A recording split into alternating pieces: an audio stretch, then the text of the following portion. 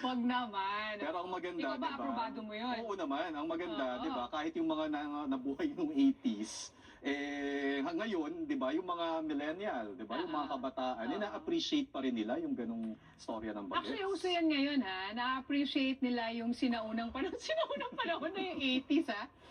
Parang binabalik lahat, pati yung teknolohiya, partner. Mm-mm. Uso na ngayon, di ba? Yung gagamit ng camera na may film. Oo. Yung mga dati na hindi nila Actually, oo. naabutan, Ginagamit interesado nila, silang oo, wala. hindi lang digital ngayon, talagang totoong Oo. camera. Kaya, Basta ako, bini na ako. sige na, magets na tayo pareho. At yan po ang mga balitang nakalap sa aming tuloy-tuloy na pagpapatrol sa Kapamilya Channel, Kapamilya Online Live at E2Z. Para sa iba pang balita, mag-log on po sa abs-cbn.com. Napakikinggan din ang TV Patrol sa DZMM Radyo Patrol sa East 30. Ako po si Adrian Ayalin. Napapanood ang live ang TV Patrol Weekend at replay ng iba pang mga paborito ninyong palabas sa iwant.ph.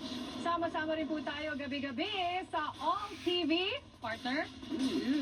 Sa ngalan ng ABS-CBN News in the service of the Filipino, ako po si Zen Hernandez. Andito kami, naglilingkod sa inyo saan man sa mundo. Susunod na po sa ABS-CBN News YouTube channel ang Tao Po.